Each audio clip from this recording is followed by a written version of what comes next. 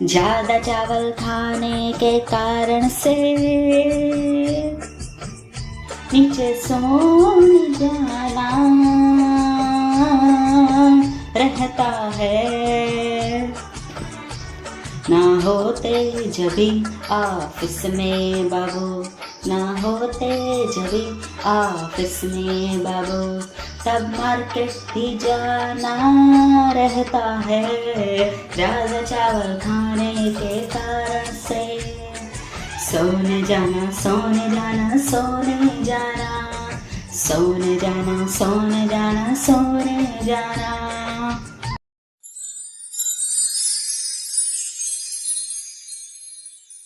बस इससे आगे कुछ गाना मुझे अलाउड नहीं है।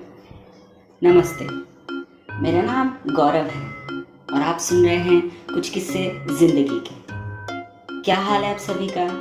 एकदम तंदुरुस्त? बहुत अच्छी बात है। आज जो किस्सा मैं आप सभी के साथ बांटने वाला हूँ वो मेरे कलीग सीरीज का दूसरा एपिसोड है और ओवरऑल तीसरा एपिसोड। और अभी जो आपने बेसुरी आवाज में एक लाइन का गाना सुना वो दरअसल एक पोयम है, एक कविता है जिसे मैंने अपने साथ काम करने वाले अपने सबसे खास सर के लिए लिखा था। लेकिन इसे अगर वो आज सुन लेंगे तो मेरी बैंड बजना पक्की बात है। क्यों? उसके लिए आपको ये किस्सा सुनना होगा। आज का वीडियो थोड़ा लंबा है लेकिन मजेदार है, इसे एंड तक सुनिएगा जरूर। तो आइए शुरू करते हैं। अरे महावीर बाबू, ये छोरे ने समझा दो, भाई को परेशान कर रहा है। एक आवाज हमारे ऑफिस के कैबिन में गूंजी। ये लाइन मेरे सिंह सर ने महावीर सर से कही थी। महावीर सर वही हैं जिनके बारे में आपने दूसरे एपिसोड में सुना था। वही सर जो दिन की शुरुआत में ही मुझसे कहते थे, अरे बेटा, आज की पगार तो भर ली, अब चले घर।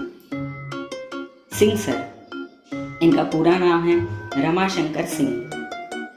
ये हमेशा महावीर सर को मेरी शिकायत करते थे क्योंकि मैं महावीर सर का लाडला था ना, और वो कभी भी मुझे डांटते नहीं थे।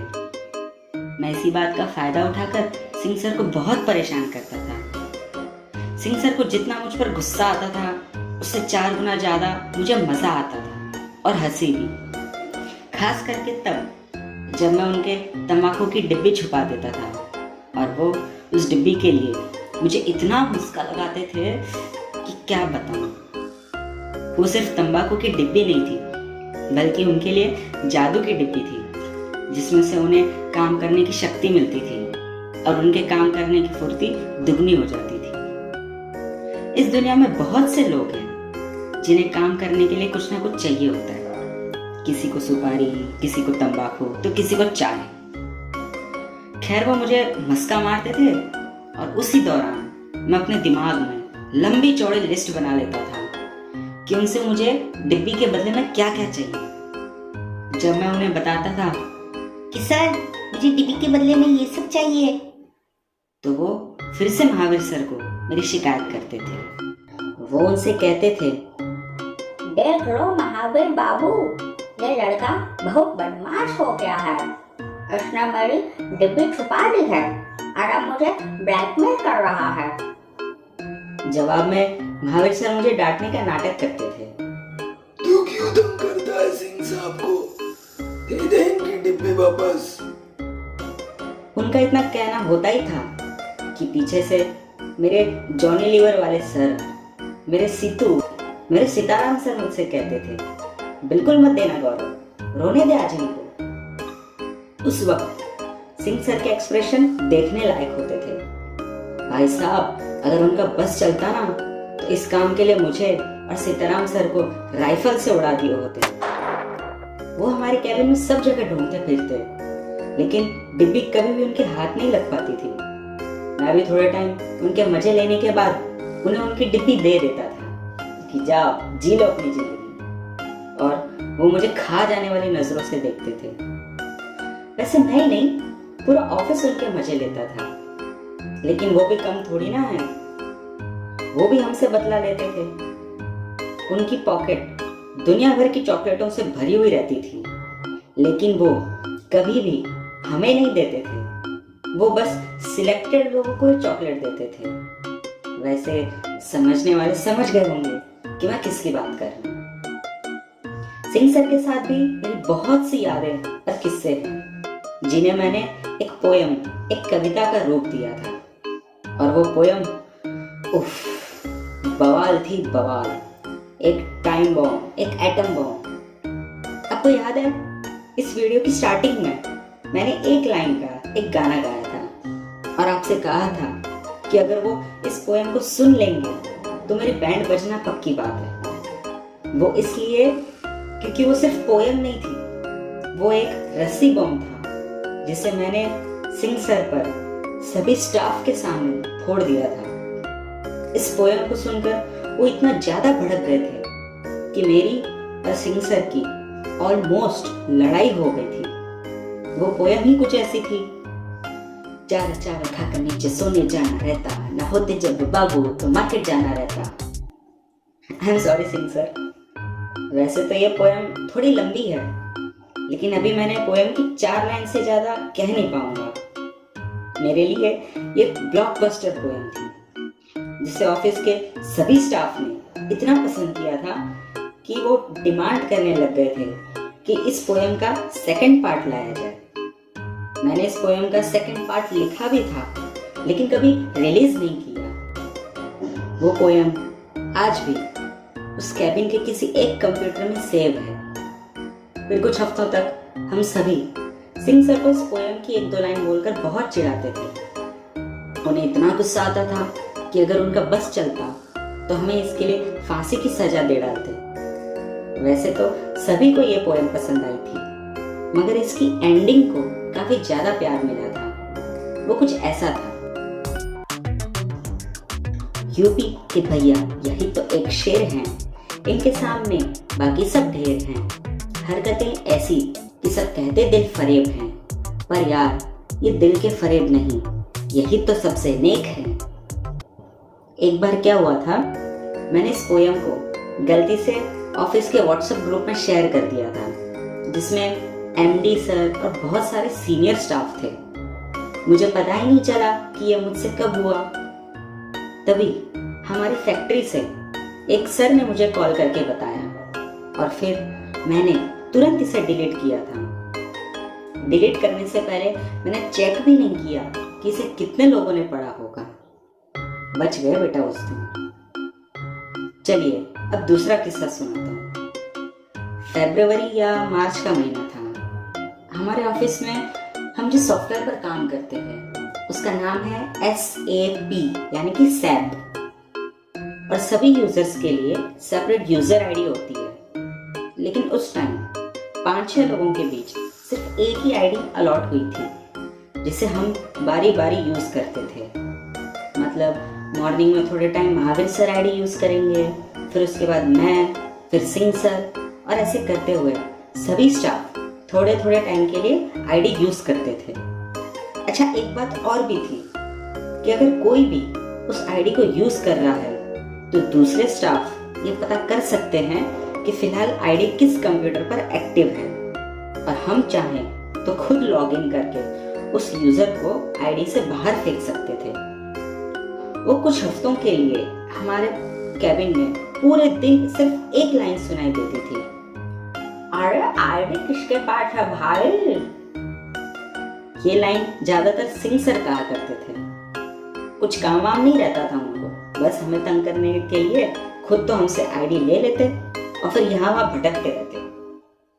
एक दिन मुझे उनके पीसी का नंबर पता चल गया, तो जब कभी भी अगर सिंह सर आईडी यूज करते थे, तो जब वो अपना डॉक्यूमेंट सेव करने वाले होते थे, तो फटाक से मैं खुद को लॉग इन करके उन्हें आईडी से बाहर फेंक देता था और फिर तुरंत मैं खुद को लॉग आउट कर देता। उनकी पूरी मेहनत पानी में चली जाती थी और उनके मुंह से सिर्फ एक लाइन सुनाई पड़ती थी, अरे किसने मुझे बाहर फेंक दिया है। उनकी आवाज इतनी नौटंकी भरी होती थी जिससे मैं हंस पड़ता और उन्हें पता चल जाता कि ये कारनामा मैंने किया है। बस फिर क्या था, वो वही कहते जो हमेशा से कहते थे। देख लो महावीर बाबू, ये लड़का बहुत बदमाश हो गया है। जैसे मैं सिंह सर को यूजर आईडी से बाहर फेंक देता था, ठीक वैसे ही एक दूसरे सर भी थे जो हमें बाहर फेंक देते थे और बाद में कहते थे सॉरी सॉरी। उन सर के बारे में किसी और दिन जरूर बात करेंगे।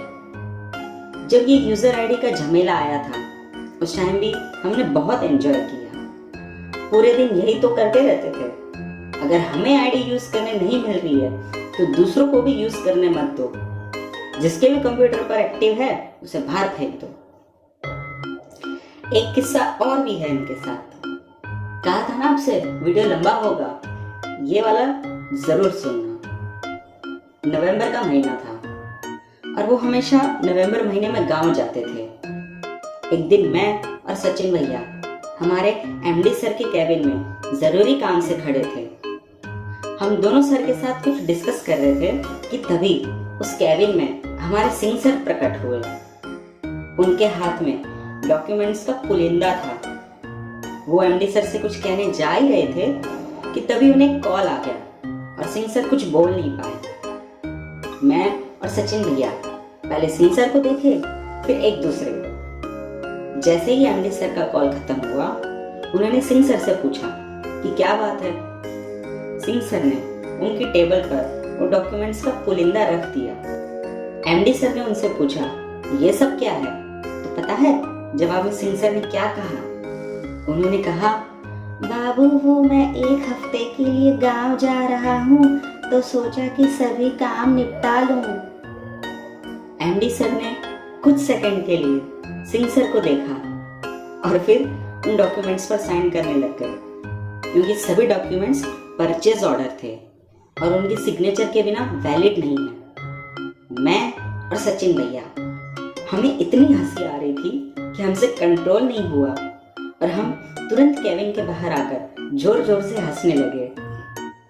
मैंने और भैया ने हमारे कैबिन में इस बात का ढिंढोरा पीट दिया और जैसे ही सिंह सर आए, उन्हें देखकर हम जोर जोर से हंसने लग गए थे। उस दिन के बाद से जब कभी भी मैं और सचिन भैया एक साथ एमडी सर के कैबिन में होते थे और सिंह सर को उनसे कुछ काम होता था, तो वो कैबिन के बाहर से मुझे और भैया को देखकर भाग जाते थे, क्योंकि अगर फिर से मैं, भैया और सिंह सर एक साथ खड़े हो गए तो कुछ ना कुछ तमाशा जरूर होगा और हम दोनों पूरे ऑफिस में सिंह सर की पोल खोल देंगे। मुझे आज भी याद है कि मेरी उस पोयम से सिंह सर बहुत ज्यादा भड़क गए थे, क्योंकि हम सभी उस पोयम के जरिए सिंह सर के मजे ले रहे थे, लेकिन उनके लिए वो एक प्रकार की इंसल्ट थी। वैसे तो मैंने उन्हें मना लिया था, लेकिन मन में कहीं ना कहीं ये लग रहा था कि सिंह सर शायद अब भी मुझसे नाराज हैं और उन्हें दिल से मनाने के लिए मैंने उस शाम को एक और पोयम लिखी, जो एक प्रकार का माफीनामा था। पहले वाली पोयम को लिखने में मुझे 5 दिन लगे थे, लेकिन उस शाम ट्रेन में मेरे एक दूसरे सर के साथ बैठकर माफीनामा वाली पोयम को मैंने सिर्फ 25 मिनट में लिख दिया था। चलिए आप सभी को और खास करके मेरे सिंह सर को फिर से एक बार ये पोयम सुनाता हूँ।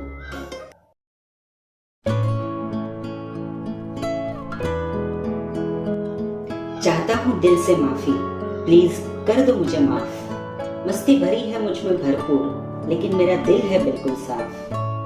आपका दिल मैं दुखाना नहीं चाहता था, बस अपनी कला को आगे बढ़ाना चाहता था। हाँ जानता हूँ कि तरीका मेरा गलत था और आपकी डांट से सीखा मैंने सबक था। हाँ जानता हूँ कि अपनी हैसियत से ज्यादा मैंने बोल दिया था। दिल को आपके चोट पहुंचाकर मैं खुद भी रो पड़ा था। हाँ जानता हूँ कि खाने के बाद आप सोने जाते हो, अपने मन की थकान को जरा कम करके आते हो। हाँ जानता हूँ कि चर्चगेट का बोलकर आप विरार चले जाते हो, लेकिन ये तो बस एक मजाक है। हमें पता है कि आप हमेशा मार्केट ही जाते हो। हाँ जानता हूँ कि डायबिटीज में मीठे पर जीभ ललचाती है, लेकिन ऑल इज वेल भिड़ू, ये बीमारी जल्दी से ठीक हो जानी है।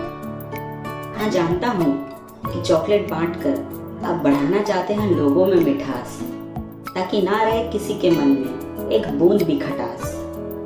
हाँ, जानता हूँ कि आप जल्दी पंच करके बस की पहली सीट पकड़ने भागते हैं, लेकिन जब होता ज्यादा काम तब ओवर टाइम भी करते हैं। महावीर सर के साथ शाम को पीते हैं चाय, तो क्या है बुराई? तुम भी पियो, तुमको किसने रोका है भाई?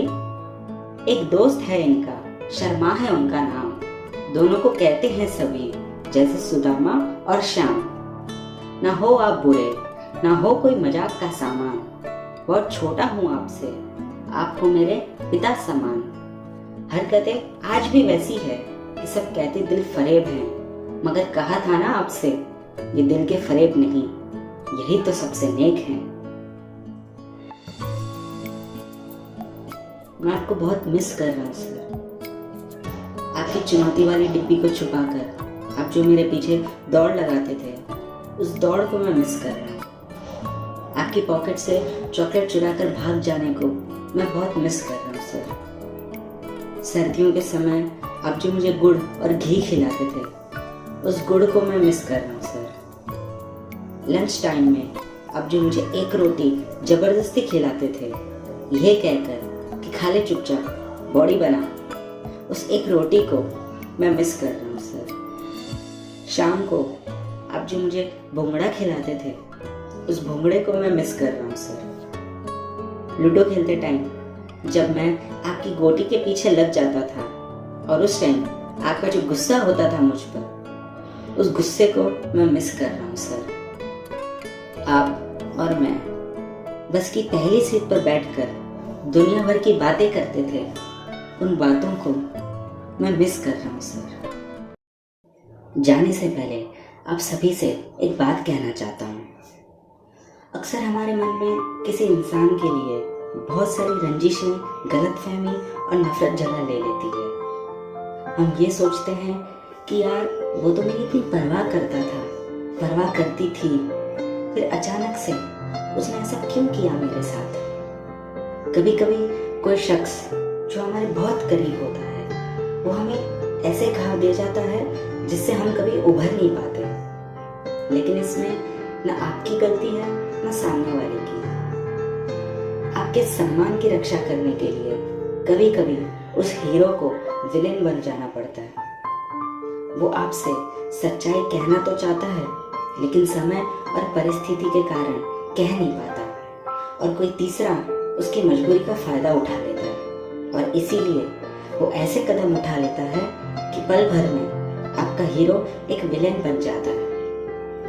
ये कहानी है एक ऐसे किरदार की जो हमेशा दूसरों के लिए जिंदगी जीता था। दूसरों की परवाह और मदद करने में उसे बहुत मजा आता था, लेकिन उसका यही स्वभाव उसे एक ऐसे इंसान बनने पर मजबूर कर दिया कि लोग उसे साइको बुलाने लग गए। ये कहानी कुछ हद तक सच्ची घटनाओं पर आधारित है और कुछ काल्पनिक है।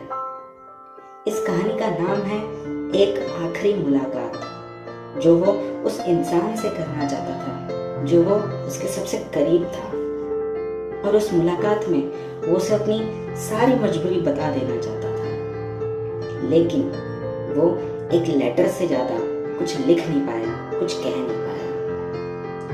इस कहानी को सुनना जरूर 6 मई 2024 को। चलिए अब मैं चलता हूँ, इससे ज्यादा अब और कुछ कह नहीं पाऊंगा। मैं आपके सामने फिर हाजिर होऊंगा जिंदगी के कुछ और किस्सों के साथ। तब तक अपना और अपनों का खास ध्यान रखिए। और हाँ, जैसा कि मैंने कहा, आपके मन में अगर कोई भी बात हो तो बेझिझक सामने वाले से कह दीजिए, क्योंकि कभी कभी समय आपको विलेन बनने पर मजबूर कर देगी। चलिए, राधे।